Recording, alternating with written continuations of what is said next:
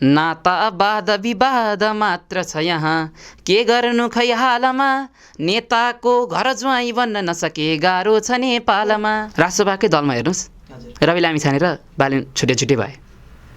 पहिला लौरो र तपाईँको घन्टीबाट स्टार्ट भएको कोल्याब भए घन्टीमा आए। म अहिले चुप लाएर बसेँ भने भोलिपर्सि यिनीहरूले देख्छन् वे भन्ने त हुन्छ नि त।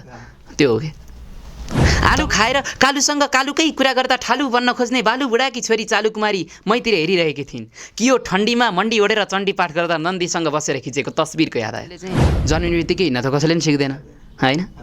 कुनै काम गर्नु होइन यो शिखरमा म पुग्छु भनेपछि त त्यो शिखर चढ्नको लागि एक खुडकुल त चढ्नु पऱ्यो नि त आफूले।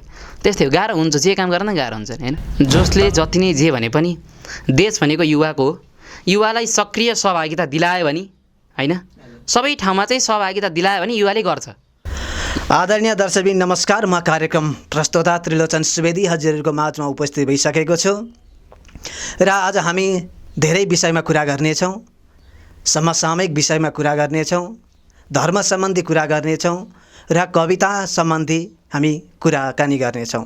हाम्रो भिडियो सबैजनाले अन्तिमसम्म हेरेर हामीलाई माया गरिदिनु होला र हजुरहरूले सब्सक्राइब गर्नुभएको छैन भने सब्सक्राइब गर्न पनि नभुल्नुहोला। र हाम्रो माझमा आज यतिखेर यस्तो व्यक्ति हुनुहुन्छ जो चाहिँ प्रखर वक्ता पनि हुनुहुन्छ र उहाँले एकदम राम्रा राम्रा कविताहरू पनि वाचन गर्नुहुनेछ र उहाँ एउटा संस्कृतको विद्यार्थी पनि हुनुहुन्छ। उहाँले धर्म सम्बन्धी धेरै ज्ञान पनि लिइसक्नु भएको छ र उहाँको नाम रहेको छ लुनाटिक स्पिकर। हजुरलाई कार्यक्रममा स्वागत छ। धन्यवाद। आरामै हुनुहुन्छ? एकदमै। कस्तो चल्दैछ अहिलेको? राम्रै छ, सकुशलै हुनुहुन्छ एकदम। हजुर एउटा कविता वाचन गर्ने व्यक्ति होइन? हजुर। हजुरले आफै पनि कविताकै रचनाहरू गर्नुभएको छ? हजुर गरेको छु, पहिलेदेखि गर्दै आएको पनि थिएँ। बिचमा केही समस्या पनि उत्पन्न भयो, त्यसखेर मैले कविताहरू वाचन पनि गर्न सकिनँ र लेख्न पनि कठिनाइ आयो र बिस्तारै अहिले हुँदैछ। अन्त्यमा हामी हजुरहरूको कविता पनि श्रवण गर्नेछौँ हुन्छ। र हामी सर्वप्रथम त हजुर एउटा संस्कृत विद्यार्थी भएको कारणले गर्दाखेरि होइन हामी धर्म सम्बन्धी नै केही प्रश्नहरू हजुरलाई सोध्नेछौँ। अहिलेको समय मानिसहरूले धर्मलाई कसरी बुझिरहेका छन्? भनेको के रहेछ? अहिलेको समयमा मान्छेले धर्म अर्थात् पैसालाई लिइरहेका छन्। मेरो हिसाबमा चाहिँ धर्म भनेको पैसा हो। जहाँ पैसा हुन्छ त्यहाँ धर्म हुन्छ। पैसा बिना धर्म हुँदैन? पैसा बिना धर्म हुँदैन। मान्छेले त्यो हिसाबले लिइरहेको छ। कसरी? तपाईँको कुनै ठाउँमा कुनै बाटोमा भनौँ कुनै मार्गमा चाहिँ मान्छे चाहिँ बुढो मान्छे बसिरहेछ, भिख मागिरहेछ। त्यतिखेर मान्छेले पैसा हालिदियो, उसले धर्म कमायो भन्छन्। तर के त्यो पैसा हाल्नु नि धर्म कमाउनु हो त? पक्कै पनि होइन होला नि त। त्यो उसले त्यस्तो गर्यो, केही मात्रामा आफूले केही चिज लगाएर दिनु अथवा उसलाई प्रोत्साहन गर्नु, त्यो हो नि त धर्म त। होइन अहिले त यस्तो पनि छ फेरि कसैले मान्छेले बाटोमा हिँडे कोही माग्न बसिराखेको हुन्छ होइन? हजुर हजुर। अनि 10 रुपियाँ दिएको पनि मान्छेले भिडियो बनाएर सोसियल मिडियातिर हाल्छ। हो एकदमै। के त्यो अब धर्म हो कि के भन्नु त्यसलाई? यसलाई त सरासर भन्नुपर्दा यो धर्म होइन, एकदम विध्वंसको चाहिँ एउटा पहिचानै भनौँ यसलाई चाहिँ। किन भन्नुहुन्छ भन्दाखेरि तपाईँको जति नै सहयोग गरे पनि उसले चाहिँ भिडियो बनाएर हाल्छ, उसको त आफ्नो चाहिँ फलोवर्स बढ्ने भयो, आफ्नो सब्सक्राइबर्स बढ्ने भयो, आफ्नो लागि गर्ने भयो। तर धर्म भनेको त अरूलाई गरिन्छ नि त। धर्म भनेको त आफूलाई नभएर अरूको लागि चाहिँ गरिने चिज हो नि त मेरो हिसाबमा। अब यो धर्म परिवर्तन गर्न चाहिँ के गर्नुपर्छ त? यो यस्तो विकृतिहरूलाई परिवर्तन गर्न सबैभन्दा सर्वप्रथम धर्म परिवर्तन गर्नको लागि चाहिँ हरेक मानवमा चेतना हुनुपर्छ। चेतना भएन भने धर्म परिवर्तन हुन असम्भव नै छ। चेतना हुनु एकदम मान्छेहरूमा सबैमा अब चेतना। अनि एकताको वृद्धि पनि हुनु पर्यो। तपाईँको कोही भन्छन् म क्रिस्चियन हुँ, म मुसलमान हुँ, यसरी हाम्रो धर्मबिच पनि युद्ध हुन्छ होइन? यो पनि हुनु भएन। तपाईँको धर्मबिच चाहिँ युद्ध भयो भने तपाईँको आज चाहिँ यसले चाहिँ जित्यो, यो धर्म त बवाल रहेछ, यसमा चाहिँ जाऊँ न त, गएन हिन्दू धर्म फेरि मासिएन।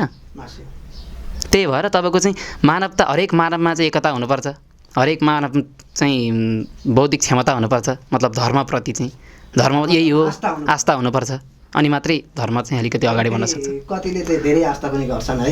हजुर। कतिले चाहिँ अब धर्म भनेको यस्तै हो भनेर पनि गर्छन्। हजुर हजुर। होइन अब यसमा चाहिँ चेतना हुनु पर्यो मानिसहरूमा। एकदम सर्वप्रथम चेतना हुनु पर्यो। अनि युवाहरूमा चाहिँ कस्तो छ त धर्मको? युवा एकदम।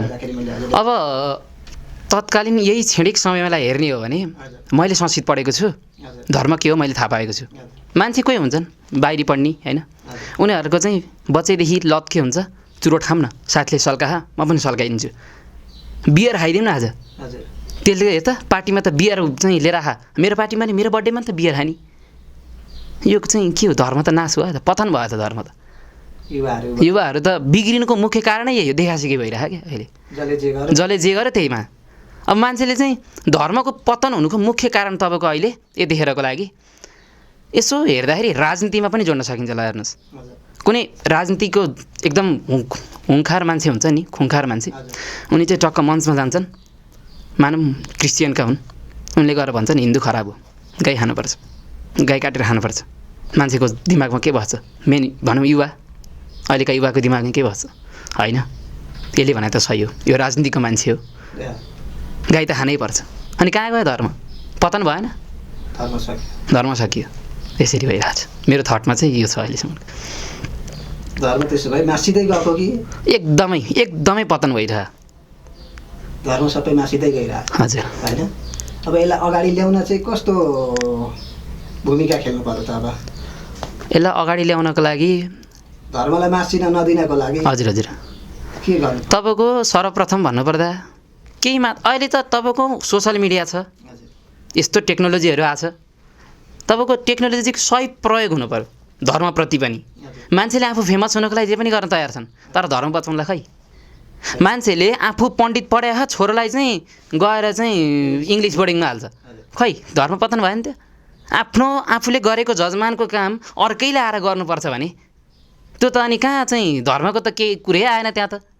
धर्म बचाउने भनेको हामी आफैले होइन, स्वकीय पहिला चाहिँ आफू निर्भर हुनु पऱ्यो कि, आफूले चाहिँ पहिला चाहिँ धर्म बचाउँदै जानु पऱ्यो, आफ्नो छोरालाई भन्नु पऱ्यो। भनिन्छ नि तपाईँको कुनै पनि व्यक्तिले मानौँ कि संस्कृत पढ्यो, 6 कक्षादेखि पढ्यो, 10 कक्षासम्म पढ्छ, 12 कक्षासम्म पढ्छ, जब उसलाई काम आउँछ, बुढाबाहरू त्यही 6-7 महिना पढेका बुढाबाहरूबाट काम आउँछ। अनि काम गर्न जान्छ, फेरि पैसाको अब समय पैसाको छ, जान्छ काम गर्न, त्यही बुढाले थर्काउँछ, फेरि के भन्छ, हे तैँले गरेको काम भएन। तर त्यो जुन व्यक्ति पढेको व्यक्ति छ उसले चाहिँ थाहा यो बुढाले यहाँनिर चाहिँ बिगारेछन् है, ऊ चुप्प लाएर बस्छ, उसँग धर्म छ, ऊ ज्ञानी छ, शिष्टाचार छ उसँग, उसले धर्मको पालना गर्छ, आफूभन्दा ठुलो मान्छेलाई यस्तो भन्नुहुन्न है भन्छ। तर त्यही बुढाहरूले उसलाई हेपिरहेको हुन्छन्, धर्म पतन यहाँबाट पनि भयो कि। संस्कृत पढ्ने व्यक्तिहरू अहिले अधिकांश हटिरहेका छन्, एकदमै। कतिले के पढ्नु यस्तो संस्कृत भनेर कोही अमेरिका जाने बढेका छन् मान्छे, होइन, हजुर हजुर, अस्ट्रेलिया विदेशतिर जाने मात्रै सोच छ, हजुर। तर अहिले नेपालका अधिकांश व्यक्तिहरूलाई संस्कृत पढ्ने सोच छैन, होइन। अब के गर्नुपर्छ त तपाईँको यसको लागि? अहिले एक हिसाबले हेर्दाखेरि सम्बन्ध भन्छ नि जुन रिलेसन, यसको कारण पनि यस्तो चाहिँ धेरै प्रवृत्ति आयो कि। कुनै ठाउँमा मैले पनि भनेको थिएँ कि कोही केटीलाई देखेपछि चाहिँ रूपमा भलेकी शिलामा ढलेकी 32 लक्षणले युक्त भएकी परम सुन्दरी, यसरी चाहिँ फकाउने पनि मैले बडो चेष्टा गरेको थिएँ कोही केटीलाई। अनि लास्टमा ऊ चाहिँ अमेरिका गई, या भनौँ अस्ट्रेलिया, कुनै मानौँ एउटा चाहिँ इक्जाम्पल मानौँ, ऊ कतै गई। अनि होइन यार मेरो चाहिँ प्रेमिका उता गएको छ, म पनि जान्छु भन्ने चाहिँ थट आउँछ नि त कसैलाई, होइन। त्यो गर्दाखेरि नेपालबाट चाहिँ जब विदेश जान्छन् उतैको धर्म चाहिँ आफूप्रति आउँछ, अनि नेपालमा आएपछि होइन हिन्दू त केही पनि होइन, यो धर्म त मानिने होइन, उतैको धर्म ठिक छ भन्ने हुन्छ। किन चाहिँ अब अहिलेका युवाहरूले पढ्न खोजेन भने अब गाउँतिर गयो, होइन, हजुर हजुर, कहिले टुप्पे भनिदिने, कहिले टपरे भनिदिने। हजुर पनि संस्कृत पढ्नु भएको, एकदम। हजुरलाई पनि गाउँमा कसैले सुरुमा टुप्पे टपरे यस्तो कसैले प्रयोग गरेको? यो प्रयोग हुन्थ्यो होला, तर सानैदेखि बच्चैदेखि भनौँ बाहिर देवघाट पढियो, देवघाटबाट यतै बसियो, त्यो भएर त्यो भएन। तर एकचोटि यस्तो पनि भएको कि गाउँमा गयो, पुरै काम राम्रोसँग गरियो, तपाईँको विधिवत रूपमा पूजा अर्चना गरियो, होइन, आरती पनि गरियो, सबै सकियो। सबै सकिएपछि अन्तिममा गएर के हुन्छ त भन्दाखेरि यसले गरेको नि काम हो र, यस्तो टुप्पे बाहुन पुरेत, कहाँको शिष्टाचार हो यो, पुरेत। जबकि कक्षा 4देखि चाहिँ 12सम्म पढ्ने संस्कृत आफूले चाहिँ रटान हानेर गुरुकुलमा बसेर पढेको छ, पुरेत कसलाई भनिन्छ? श्राद्ध मात्रै गरेर यिनीलाई पुरेत भनिन्छ। पण्डित कसलाई भनिन्छ? जसले वेद पढेको छ, जसले व्याकरण पढेको छ उसलाई पण्डित भनिन्छ। तर मान्छेले चाहिँ हो यो सबैभन्दा संस्कृतै पढ्न मन नलाग्ने युवाहरूको मेन भूमिका यो पनि हो कि तपाईँको मान्छेले यसो हिँड्यो हो टुप्पे बाहुना आयो है टपरे बाहुना आयो है भन्छ अनि काँडा चाहिँ पढ्छन् त्यसरी त्यो अनि विद्यार्थीले युवाहरू चाहिँ अगाडि बढ्नको साह्रो झन् घटिरहन्छन् त्यसरी टपारे त जुन जगामान्छे होला नि जस्तो लाग्छ मलाई हजुर हजुर टपारे भन्छन् नि हजुर हजुर तर त्यही अब कुनै दिन जसले भनिरहेछ हजुरलाई एकछिनको लागि एक्जाम्पल दिउँ हजुरलाई कसैले टपारे भन्नु होइन उसको घरमा पनि पर्छ हजुर छोराको नारायण पर्ला अथवा केही पर्ला होइन बोलाउने त उसैले हो नि त तपाईँलाई उसैले हो नि त होइन जजमान गर्नु बोलाउनु मलाई त्यही अचम्म लाग्छ कि पहिला आफैले भन्छ कुनै पनि जजमान हुनुहुन्छ उहाँले आफैले भन्नुहुन्छ पहिला पछि बोलाउनु मेरो उसलाई फेरि त्यही पण्डित चाहिन्छ उसैले दिने हुन्छ फेरि मैले एउटा कहीँ भिडियो देखेको थिएँ हजुर हजुर जजमानले टपरे टपरे भनेर बोलाउँछन् हजुर तर टपरे चाहिँ जजमान हुन्छन् अरे किनकि अरू त्यो जजमानले थालीमा राखेको थियो भने त होइन त नि थालमा जुन चामलहरू हुन्छ थालमै हुन्थ्यो त अनि थालै हुन्थ्यो होला बरु होइन जजमान नै भयो नि त्यसरी त टपरे त मैले एउटा कहीँ भिडियो देखेको थिएँ हजुर हजुर अनि अब हजुर गुरुकुल बस्दा चाहिँ कस्तो कसरी बस्नुभयो तपाईँ केही हाम्रो अनुभव केही बताइदिनु गुरुकुल देवघाट बसेकोमा कक्षा 6 देखि 10 सम्म पढ्यो त्यहीँ गलेश्वर आश्रममा तपाईँको त्यहाँनिर चाहिँ टक्क बिहान उठ्यो कति बजे बिहान 4 बजे उठ्यो नित्य कार्य गर्यो नित्य स्नान गर्यो अनि टक्क त्यो पछि एकैछिन समय ग्याप हुन्थ्यो आधी घन्टा जति त्यहाँनिर चाहिँ ठ्याक्क सन्ध्या जानुभन्दा अगाडि टक्क त्यतिखेर चाहिँ आफ्नो पठन पाठन हुन्थ्यो बिहान बिहान उठेर आवृत्ति गर भन्नुहुन्थ्यो गुरुहरूले होइन अनि टक्क शिष्टाचार अनुसार टक्क सबैजना बसेर आवृत्ति गर्ने वेद पाठ गर्ने बिहान बिहान उठेर आफ्नो स्वकीयको लागि अनि त्यसपछि सन्ध्या गइयो सन्ध्या भएपछि अनि टक्क आरती हुन्थ्यो आरती भएपछि भोजनहरू हुन्थ्यो त्यो हुँदै जान्थ्यो अनि टक्क दिउँसोमा क्लास हुन्थ्यो बिहानमा र दिउँसोमा क्लास हुन्थ्यो अनि त्यस्तै नै त्यही अनुसारको चलिरहन्थ्यो बेलुका टक्क पहिला सन्ध्या हुन्थ्यो आरती हुन्थ्यो अनि भोजन हुन्थ्यो अनि बेलुका चाहिँ 2-3 घन्टा समयमा हामी सुतिन्थ्यो पढिन्थ्यो गुरुकुलमा बस्नु भनेको तपाईँको जे काम गरेर मान्छेले चाहिँ जन्मिने बित्तिकै हिँड्न त कसैले पनि सिक्दैन होइन कुनै काम गर्नु होइन यो शिखरमा पुग्छु भनेपछि त त्यो शिखर चढ्नको लागि एक खुड्कुल त चढ्नु पऱ्यो नि त आफूले त्यस्तै हो गाह्रो हुन्छ जे काम गर्न गाह्रो हुन्छ होइन तपाईँको चाहिँ एलन मस्क यत्तिकै अनि त तपाईँको एलन मस्क यत्तिकै धनी भए त होइन होला उसले पनि त पापड त बेल्या होला नि त आनन्दले होइन हो त्यही त गाह्रो हुन्छ तर गाह्रोलाई नजरअन्दाज गरेर मेरो चाहिँ यो चाहिँ छ है यो चाहिँ म पुऱ्याएरै छोड्छु यहाँनिर चाहिँ भनेर गर्ने हो भने चाहिँ एकदम सजिलो लाग्छ है त्यही काम पनि अनि हजुर अब संस्कृत पढिराखेको व्यक्ति है हजुर हजुर अनि कविता वाचन गर्न अथवा कविता लेख्न चाहिँ कसरी प्रेरणा मिल्यो हजुरलाई देवघाटमा हुँदाखेरि तपाईँको यो कविता के हो भन्ने कुरो चाहिँ मलाई थाहा थिएन देवघाट जानुभन्दा अगाडि पनि केही मात्रामा लेख्थेँ टक्क एउटा चाहिँ तपाईँको धादिङ घर भयो तपाईँको धादिङमा एकचोटि चाहिँ महोत्सव भएको थियो महोत्सव धादिङ महोत्सवमा चाहिँ झिमझिम सानो भन्ने गीत आएको थियो ल हेर्नु त्यहाँनिर भन्नेवाला टक्क गायक आउनु भएको थियो गायकमा अगाडि गएर भन्ने एकदम फुर्ती आयो होइन केही लेख्न पर्ने रहेछ यसरी हुँदैन भनेर त्यतिखेर लेख्न सुरु गरेको कविता यो हो गजल यो मुक्तक यो हो भन्ने कुरो मलाई केही पनि थाहा थिएन टक्क देवघाट गयो देवघाटमा अब पठन पाठनकै हिसाबमा संस्कृतकै हिसाबमा टक्क त्यहाँनिर छन्द पढाउँदै जानुभयो गद्य पद्य हुँदा हुँदै गजल मुक्तक सायरी सबै थोक आउनु थाल्यो हाइकुहरू होइन सबै आउँदाखेरि अनि एकजना देवेन्द्र सापकोटा भन्ने हुनुहुन्छ दाजु उहाँ दाजुले चाहिँ बडो कविता खुङ्खार कविता लेख्नुहुन्थ्यो उहाँको कविता एकदम मिठो लाग्छ अनि उहाँकै दाजुको प्रेरणाले चाहिँ टक्क लेख्न पनि थालियो रवि गुरु भन्ने हुनुहुन्थ्यो होइन अनि प्रदीप कोइराला भन्ने दाइ हुनुहुन्थ्यो उहाँहरूकै प्रेरणाले आज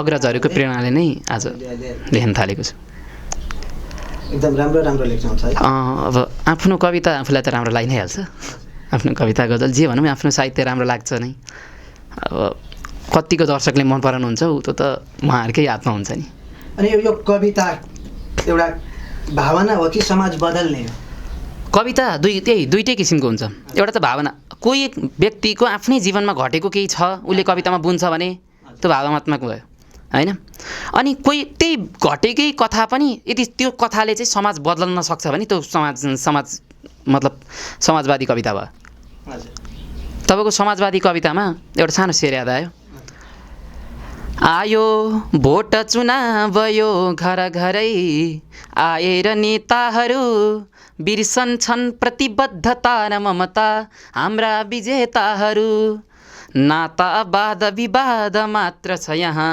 के गर्नु खै हालमा नेताको घर ज्वाइँ बन्न नसके गाह्रो छ नेपालमा यो थियो कि तपाईँको यो चाहिँ समाजतिर गयो तपाईँको नेताको घर ज्वाइँ नबनिकन त नेपालमा त बस्नै गाह्रो हो सुकुम्बासी बन्यो उडाइदिन्छ तपाईँको अर्को ठाउँ गएर बस्यो उडाइदिन्छ। त्यही भएर नेताको घर चाहिँ भन्नै पर्छ है भन्ने टाइपको समाजको लागि चाहिँ मैले लेखेको थिएँ एकचोटि। हजुरले अहिले नेताको कविता जुन भन्नुभयो होइन? हजुर हजुर। अब नेता चाहिँ अहिलेको नेताहरू छन् है, हजुर हजुर। अहिलेको नेताहरू चाहिँ कस्तो लाग्छ तपाईँलाई? अहिलेको नेताहरूको तपाईँको नेता अथवा अहिलेको राजनीति अवस्था कस्तो लाग्छ? राजनीति अब त्यति राजनीति बुझा त छैन मैले पनि, तर आफ्नो बुझाइको हिसाबले यसो हेर्दाखेरि नेताहरू ठिक पनि हुन्। सकारात्मक रूपले हेर्दाखेरि कसरी ठिक हुँदैन भन्दाखेरि तपाईँको कुनै बेला लाग्छ 70तिर हो खै कतातिर एक्ज्याक्ट ठाउँ थाहा भएन, यसरी चाहिँ बाढी आयो। बाढी आएर जुन सुकुम्बासी टोल थियो, बस्ती थियो, त्यहाँको पुरै बगाएर लिएर गयो क्या त्यो बाढीले। त्यो बाढीले बगाएर लिएर जाँदाखेरि मान्छेले के भने नेतालाई गाली गरे क्या त्यतिखेर। यसले यस्तो गर्दा भए, हामीलाई यहाँ हटाएर अर्को ठाउँ लगाएर राख्दा भए कति चाहिँ राम्रो हुन्थ्यो, हाम्रो त केही जाँदैन थियो भने। अनि अहिले आएर जुन त्यही नेताले चाहिँ सुकुम्बासीलाई हटाएर बाढी चाहिँ आउँछ भनेर त्यही सुकुम्बासीलाई हटाएर अर्को ठाउँ लगाएर राख्दाखेरि फेरि त्यही नेतालाई गाली किन? एउटा त्यो हिसाब भयो। अर्को हिसाबले हेर्नु त्यत्रो मान्छे चाहिँ मरिरह त्यही पनि आँखाले किन हेर्दैनन् नेताले होइन र? मान्छे चाहिँ सुकुम्बासी नै भएर बसे पनि अर्को ठाउँ त दिनु नि त होइन? अहिले कहाँ एक ठाउँ लगाएर राख्नु भयो अरे हाम्रो सरकारले, राख्नु भयो अरे त्यहाँनिर चाहिँ एक ठाउँ गुजुप्प खरे भन्ने सुनेको है, एक्ज्याक्ट रूपमा मैले पनि देखेको छैन आँखाले त होइन। अब कतिले चाहिँ अब यस्तो छ फेरि अहिले, अब हामीले त मिडियामा हेर्ने हो है। हजुर हजुर। अब कतिले चाहिँ एकदम राम्रो छ, हामीलाई बस्न ओर्न सबै खानासाना सबै एकदम ठिक छ, बेला बेलामा डक्टर आएर हाम्रो चेक जाँच पनि गर्नुहुन्छ भन्छ नि एक ग्रुपले। हजुर हजुर। अब अर्को ग्रुपले चाहिँ एउटा मैले भिडियोमा देखेको, हामीलाई त्यहाँ बस्ने पनि छैन, यहाँ त गुजुप्प परे बस्नुपर्छ, त्यो जेलमा बसे जस्तो छ भन्छ। अब यो चाहिँ यो त नि कोहीले चाहिँ एकदम खुसीका साथ भनिरहन् कि त यो दबाबमा हो होइन, कि त त्यो हो नै। सकारात्मक र नकारात्मक दुइटै हेर्न पर्यो नि त, कि त त्यो दबाबमा हो कि त त्यो हो नै होइन। अनि जुन चाहिँ अर्को भनियो नि हामी चाहिँ एकदम दबाबमा परेका हौँ भन्ने, त्यो हिसाबमा दबाबमै परे भए पनि उनीहरूले त अब त्यहाँनिर बसेर त केही कुरा त उठाउनु पऱ्यो नि त होइन। ल त्यहाँबाट निकाले पनि हामीलाई यहाँबाट चाहिँ अलिकति राम्रो ठाउँ दे भन्नु पऱ्यो नि त, उनीहरूले सक्नु पऱ्यो नि त्यो कुरो त। यो हुनुपर्छ कि। अनि हजुर अब अहिलेको होइन, अब पहिलेको सरकार केपी शर्मा ओलीको सरकार हजुर हजुर लाई चाहिँ के भन्नुहुन्छ त? कस्तो थिए पहिले? केपी शर्मा पछि नेपालमा एउटा नयाँ सरकार आयो। हजुर हजुर। होइन अहिलेको सरकार राम्रो ठिक लाग्छ कि हजुरलाई पहिलेको सरकार ठिक लाग्छ? अब यसमा फेरि तुलना गर्नै सकेको छैन अहिले। तपाईँको किन सकिँदैन भन्दाखेरि हामीले अब म जन्मिँदैखेरिको कुरो गरौँ 61-62तिर, तपाईँको त्यतिखेर खै एक्ज्याक्ट रूपमा को थाहा थिएन। त्यतिखेर एकजना मन्त्री हुनुहुन्थ्यो होला, सरकार हुनुहुन्थ्यो होला, उहाँहरूले गरेको काम उहाँहरूले गर्दै आउनुभयो आज चाहिँ 82 वर्ष भयो होइन। 61बाट 82 वर्षसम्म आइपुग्यो। यहाँसम्म के परिवर्तन देख्यो हामीले देखिहाल्यौँ, के चाहिँ भ्रष्टाचार भयो त्यो पनि देख्यौँ होइन। कसले गर्यो त्यो पनि थाहा होला, कतिपय मान्छेलाई थाहा होला पनि होइन। अब अहिलेको सरकार आएको 1 वर्ष भयो पनि अझै भ्याएन, त्यही 2-3 महिना हुन लाग्यो होइन। अब यो सरकारलाई यसो हेर्नको लागि आँखाले ल यो चाहिँ गलत छ है भन्नको लागि 1 वर्ष दिनुपर्छ कि नै? पर्छ नि त, किनकि 35 वर्ष त पर्ख्यौँ यत्रो वर्ष पर्ख्यौँ। अब 1 वर्ष मात्रै पर्खिँदाखेरि हाम्रो अब ज्यानै त जाने त होइन नि त होइन र? मेरो हिसाबमा चाहिँ त्यो लाग्छ। मेरो ठ्याक्कै पहिलो सरकार र अहिलेको सरकारमा तुलनात्मक छँदै छैन अहिले, तुलनै गर्न नमिल्ने खाले छ। कसले चाहिँ काम ठिक गर्यो जस्तो लाग्छ? अब अहिलेसम्म हेर्दाखेरि सानो समयमा धेरै विकास गरे त अब अहिलेको सरकारले छ होइन। पहिलाको सरकारले नगरे त होइन। अब कस्तो हुन्छ भने तपाईँको ठ्याक्क आँखाको अगाडि देखेर विकास गर्नु र तपाईँको आँखा पर्दा पछाडि गरेर विकास हुनु, पर्दा पछाडिको नाम आउँदैन कि होइन। कुनै पनि ल मानौँ फिल्म खेलिरहेको मान्छेले, फिल्म खेल्दाखेरि जुन भिआइपी रोलहरू हुन्छ नि त, जस्तै हिरोको रोल भनौँ होइन, हिरोको रोलको जुनै माथि ठाउँबाट चाहिँ तल खस्न पऱ्यो, उसले आफैले त गर्दैन नि त, त्यो साइड रोलको कोही मान्छेले गर्ने हो, तर उसको नाम त आउँदैन त्यसमा, आउनु त हिरो देखिने हो नि त होइन।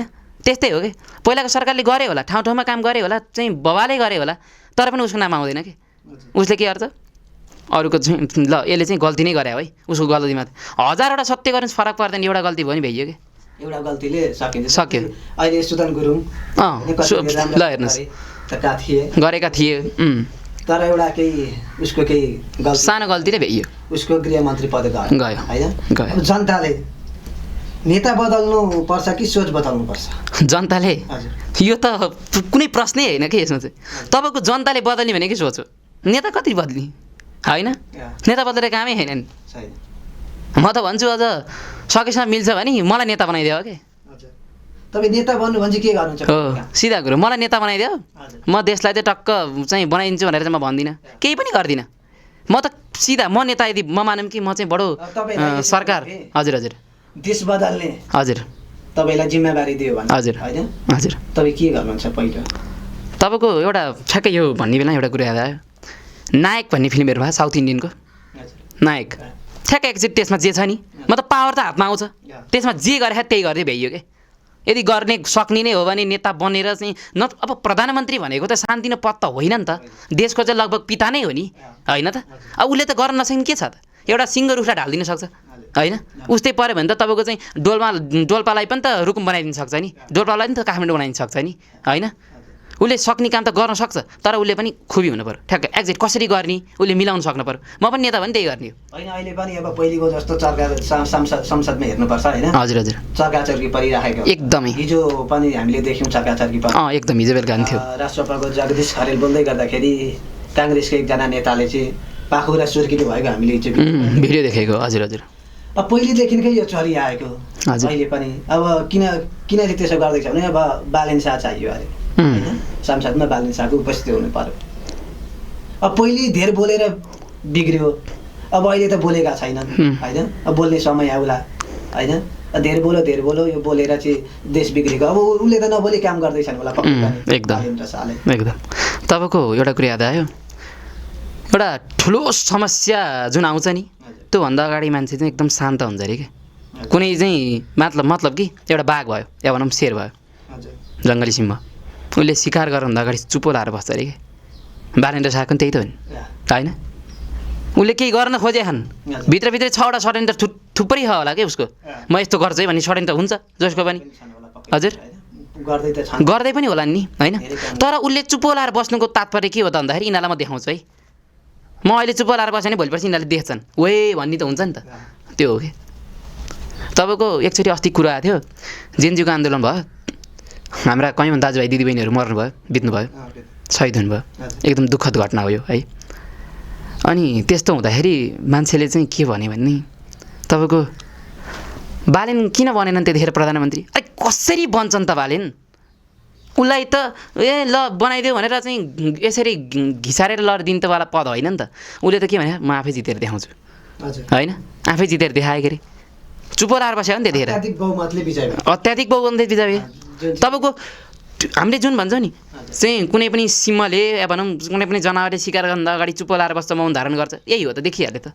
चुप्पो लाएर बसी पछि खाइदियो त सत्तै खाएन नि त यो राजनीति चाहिँ कस्तो हो त अब यो एउटा राजनीति भनेको कस्तो चाहिँ रहेछ त एउटा देश बदल्ने रहेछ कि आफ्नो स्वार्थ रहेछ अब यस्तो हो मानौँ तपाईँ प्रधानमन्त्री हुनुभयो सामान्य मान्छे प्रधानमन्त्री भयो अहिले केही पनि गर्दैन म देश बदलिन्छु भन्नुहुन्छ होइन पछि गएर जब त्यो पदमा पुग्नुहुन्छ नि होइन मेरो भाइ पनि छ त्यसलाई केही गरौँ न एउटा घर त बनाउनु पर्छ प्रधानमन्त्री भए मान्छे एउटा घर पनि नबनाए के काम त एउटा कार त किनौँ न है यस्तो जग्गा कार के हिँड्ने राम्रै कार हिँडौँ न स्वकीय चाहिँ त्यहाँनिर स्वकीय चाहिँ केही आउँछ कि आउँछ होइन त्यहाँनिर त्यो आउँछ आएपछि स्वाहा भ्याइयो मोह त स्वतः नै बढ्छ नि तपाईँको जुन पदमा हुन्छ ठुलो पदमा गएपछि त धन प्राप्तिको लागि त मोह त बढिहाल्छ अब मान्छेको मन भनेको लोभ इच्छा डाह सबै त भइहाल्छ नि मान्छेको मनमा होइन अनि त्यो बढेपछि भ्याइयो त्यो बढ्न दिन भएन देश परिवर्तन गर्नको लागि धर्म साहित्य र राजनीतिमा सबैभन्दा ठुलो के छ धर्म साहित्य र राजनीतिमा अब हेर्ने नै हो भने अहिलेको तत्कालीन समयलाई धर्मले बिगारेर राख तपाईँको धर्मले केही गर्न खोज्यो भने मान्छेले अर्को धर्म ल्याएर रोकिदिन्छ यो सर्त धर्मले मिलेन साहित्यले भनेको तपाईँको अस्ति भर्खरको घटना हाम्रै साथीहरू हुनुहुन्थ्यो साहित्यकै साथीहरू पुलिसको बारेमा या भनौँ प्रहरीको बारेमा त्यही साहित्यको मार्फतबाट प्रहरीलाई गाली गर्न पाइन्छ कि नै प्रहरीले केही नराम्रो काम गरिरह साहित्यको मार्फतबाट आवाज निकाल्न पाइने कि नपाइने उसलाई लगेर जेलमा ठेल्नु उसलाई लगेर जेलमा ठेल्नु जसले नराम्रो काम गरेछ उसको लागि त बोल्न आवाज निकाल्न हाम्रो देश त स्वतन्त्र हो तपाईँको स्वतन्त्र देशमा तपाईँको प्रहरीले केही नराम्रो काम गरिरह भने उसलाई त आवाज निकाल्न पाउनुपर्छ साहित्यकार भएपछि ऊ आवाज निकाल्दाखेरि उसलाई लगेर जेलमा ठुन्दियो ल हेर्नुहोस् यो हुँदाखेरि साहित्यले नै मिलेन अब गर्ने भनेको राजनीतिले नै हो जे गर्छ राजनीतिले गर्छ राजनीति कस्तो हिसाबले लाने कुन ढङ्गले लाने त्यो छुट्टै कुरो हो होइन राम्रो ढङ्गले लगायो भने बवाल हुन्छ देश यही हो मेरो धारणा छ राजनीतिले धर्म साहित्य राजनीतिमा राजनीतिले एकदम राजनीतिले देश बनाउन सकिन्छ अब तपाईँको साहित्य भनेको कलम हो कलमले लेखेर मात्रै हुँदैन होइन साहित्य जुन छ साहित्य बोल्न सक्ने जुन व्यक्ति छ उही अनुसारको जुन साहित्य लेख्छ उही अनुसारको जोस भयो भने उसले पनि गर्छ नगर्ने होइन तर साहित्यलाई धेरै दबाउन खोजिन्छ कि अहिलेको हाम्रो यो तत्कालीन नेपालमा साहित्यको लागि रत्तिभर भूमिका छैन कि रत्ति पनि भूमिका छैन साहित्य भनेको के हो भन्ने मान्छेलाई थाहा छ होइन मतलब अहिले धेरै मात्रामा भाइरल पनि जान्छन् मान्छेको साहित्य जस्तै कि सानो एउटा केही कुरा भन्यो मान्छेको भाइरल जान्छ तर त्यो भाइरल गएपछि मान्छेमा आक्रोश आउँछ चाहिँ घमण्ड आउँछ उसले चाहिँ भाइरल भयो नि बालै भएन त्यस्तो हुन्छ त्यो भएपछि साहित्यले गर्न सक्दैन मेरो हिसाबमा यो छ अब यो साहित्य अथवा कविता भन्दाखेरि होइन हजुर स्वरलाई प्राथमिकता दिनुपर्छ कि शब्दलाई स्वर चाहिन्छ कि यो यस्तो हुन्छ तपाईँको लेख्दाखेरि चाहिँ शब्द नै चाहियो वाचन गर्दाखेरि शब्द बरु घोलमिल होला तर स्वर बवाल हुनुपर्छ स्वर राम्रो हुनुपर्छ स्वर राम्रो भयो भने कविता मजदार मैले धेरै ठाउँ सुन्छु पनि होइन कतिजनाले बोलेको कविता सुन्छु भाइ एकदम आँसु झर्ने खालको कविता हुन्छ एकदम कतिजनाले त्यस्तै अनुसार कविता पनि भन्नुहुन्छ है अनि अब हामी कार्यक्रमको अन्त्यमा छौँ होइन अब अन्त्यमा देश र युवा पुस्ताका लागि तपाईँको सन्देश के छ देश र युवा पुस्ताका लागि हजुर तपाईँको माओ त्से-तुङले भन्नुभएको थियो कि हे युवाहरू हो यो देश तिमीहरूको मेरो पनि यही धारणा युवाहरूको हो के देश जसले जति नै जे भने पनि देश भनेको युवाको हो युवालाई सक्रिय सहभागिता दिलायो भने होइन सबै ठाउँमा चाहिँ सहभागिता दिलायो भने युवाले गर्छ युवाले जति मान्छेले भन्छ नि अरे युवामा त दिमागै छैन युवाले के गर्न छ अस्ति भर जन्मेको कस्तो तपाईँको पुराना व्यक्तिले या भनौँ ल मानौँ कुनै एउटा वृद्ध चाहिँ बुढा हजुरबा हुनुभयो उहाँले चाहिँ अहिले राम्रोसँग मोबाइल चलाउन सक्छन् सक्दैनन् नि युवाले कति राम्रोसँग चलाउँछ भर्खरमा जन्मेको 8 कक्षाको भुराले चाहिँ 8 वर्षको भुराले कति राम्रोसँग मोबाइल चलाउँछ फ्री फायर भने फ्री फायर खेलिदिन्छन् पब्जी भने पब्जी खेलिदिन्छ एडिट भने एडिट गरिदिन्छन् भनेपछि यो कसको हो के जति नयाँ पुस्ता बढ्दै आए जति नयाँ पुस्ता जन्मिँदै गए उनीहरूमा झनै बढी मात्रामा चेतना भरेर हुन्छ होइन किनकि टेक्नोलोजी पनि त्यस्तो भइसक्यो टेक्नोलोजी दिन प्रतिदिन परिवर्तन हुँदैछ राम्रो बन्दैछ त्यो हिसाबले युवाले जे गर्छ नि अरू कसैले गर्दैन कि युवाले जति बुझ्या त्यो वृद्धहरूले बुझेकै छैनन् मेरो हिसाबमा तर यो वृद्धहरू फेरि परिपक्व हुन्छ मैले भनिहालेँ त अघि कुनै पनि म कर्मकाण्ड गर्न गयो 6 देखि 10 सम्म पढे उसले गरेको मानिँदैन कि उसले गरेको कर्मकाण्ड होइन यसले त गर्दैन तर त्यही 6 महिना मात्रै पढेर आएको चाहिँ वृद्ध हजुरबा हुनुहुन्छ भने उसले गरेको आमामा गुरुदेव के हो यो भ्याइयो उसले उहाँ भने हाम्रो जुन पढेको विद्यार्थी हुन्छ उसले सुनिरहेको हुन्छ उसले अब उसले चाहिँ गणानन्त भन्यो गणानन्त गणपति गर्छन् भ्याइयो अब चाहिँ विद्यार्थीले कसरी पढ्छन् राम्रो आनन्दले हातसर लाएर पढ्छन् तर उनीहरूको त्यो मान्यता दिँदैन कि बुढाहरूकोलाई मानिन्छ 6 महिनाकोले उडाइदिन्छन् सबैलाई अनि अहिलेका अब युवा राजनीतिक कर्मीहरूलाई चाहिँ के भन्न चाहनुहुन्छ अहिलेका युवा राजनीतिक कर्मीहरूलाई जो राजनीति गरिराख्नु भएको छ हजुर उहाँहरूलाई चाहिँ के सुझाव दिन चाहनुहुन्छ तिमीहरूको राजनीति भएन यसलाई फेरि नयाँ ढङ्गले फेरि बनाऊ भन्छु फेरि नयाँ राजनीति गर्नु पर्यो फेरि नयाँ राजनीति गर्नु पर्यो फेरि मेरो हिसाबमा अब मान्छेको अब आफ्नो हिसाब हुन्छ आफ्नो होइन अब त्यो हिसाबले मेरो हिसाबमा चाहिँ यो राजनीति खै कहाँ खटपट आइरहेको कि तपाईँको राजसभाकै दलमा हेर्नुहोस् रवि लामिछाने र बालेन छुट्टै भए पहिला लौरो र तपाईँको घन्टीबाट स्टार्ट भएको कोल्याब भए घन्टीमा आए रवि लामिछानेको सहकारीको केस पनि धेरै छ बालेनको पनि केही होला केसहरू आएन थाहा छैन कसैलाई पनि अस्ति भर सुनको जुन पुर्जीहरू सम्पत्तिका पुर्जीहरू जब निक्लिने भयो त्यतिखेर कति चाहिँ सम्पत्ति निक्लियो होइन त्यो थाहा छ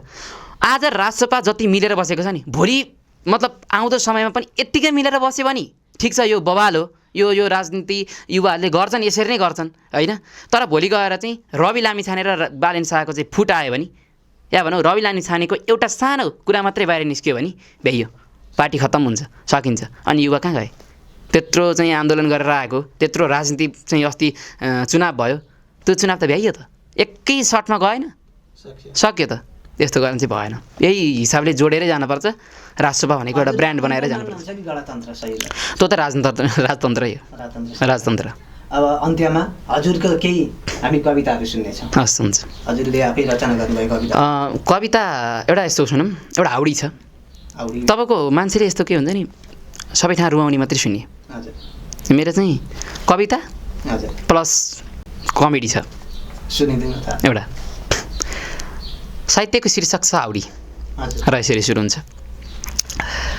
आलु खाएर कालुसँग कालुकै कुरा गर्दा ठालु बन्न खोज्ने बालु बुढाकी छोरी चालु कुमारी मैतिर हेरिरहेकी थिइन्।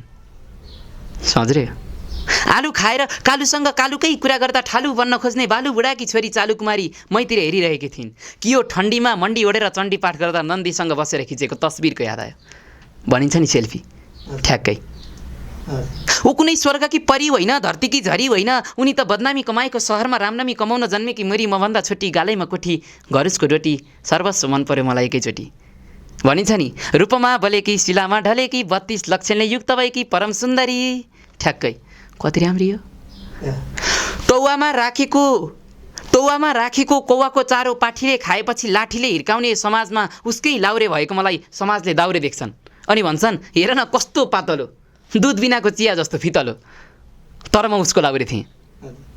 सेन्टाले उपहारमा भेन्टा दिएपछि फेन्टा खान दौडिएको मलाई फेरि पनि उसैको याद आयो। सम्झ्रे? सेन्टाले उपहारमा भेन्टा दिएपछि फेन्टा खान दौडिएको मलाई फेरि पनि उसैको याद आयो। म भने उसलाई माया गर्दै उसैतिर सर्दै तिमी बिना म मर्छु भन्दै पिरतीमा बगिरहेको थिएँ। अब यसरी बसेर हुँदैन, पिरती मनमा कसेर हुँदैन भनेर मैले प्रपोज गर्ने निर्णय गरेँ। कति बस्ने यसरी त, अब प्रपोज त गर्नु पर्यो। म्यासेन्जरमा गरेको प्रपोज उताबाट आइआयो, फेरि प्रेम प्रस्ताव राखेँ, उताबाट नाइ आयो। अरे धादिङे ठिटो हुँ, त छोएको छ भनेर 20 दिन पछि गएर फेरि प्रपोज गरेँ, दाइ आयो। पहिलोचोटि हाई, दोस्रोचोटि नाइ, तेस्रोचोटि भाइ अनि चौथोचोटि दाइ आएपछि यो दिमागले भन्यो। अनि भने ब्रेकअप भएकै दिन वनभोज गरेपछि, वनभोजमा पनि मेरै खोज गरेपछि अब एउटी गई भन्दैमा टेन्सन लिनु छैन। ब्रेकअप भएकै दिन वनभोज गरेपछि, वनभोजमा पनि मेरै खोज गरेपछि अब एउटी गई भन्दैमा टेन्सन लिनु छैन, जबकि उसकै साथीले प्रपोज गरेपछि। यही हो मेरो घिच्रोमा लागेको दाग र तिग्रोले मागेको माग र थाताउडी। धन्यवाद। यस्तै थियो। एकदम राम्रो कविता रहेछ। कसैलाई सम्झेर लेख्नु भएको थियो कि तपाईँले यो कविता? यो चाहिँ तपाईँको भैरव अर्याल जुन हुनुहुन्छ उहाँको चाहिँ 12 कक्षामा मेजर नेपालीमा एउटा किताबमा चाहिँ छ। तपाईँको त्यहाँबाट शब्दहरू निकालेँ मैले, जस्तै आलु कालु ठालु शब्दहरू निकालेँ। शब्दहरू निकालेर के अरे गजल लेख्छु भनेर सोचेँ, मिलेन। अब कविता लेख्छु भनेर सोचेँ, बिग्रियो। मुक्तकमा जाऊँ, बिग्रियो। आज जे पर्ला चाहिँ कविता र कमेडी ठोकिदिन्छु भनेर चाहिँ लेख्न थालेको, अब बन्यो साहित्य बन्यो। एउटा कविता भन्न मिल्दैन, एउटा साहित्य भएर हाउडी बन्यो। हाउडे हास्यपद एकदम। ल हजुरलाई समय दिनुभएकोमा धेरै धेरै धन्यवाद। एकदम हजुरहरूलाई पनि धन्यवाद। हस् नारायण।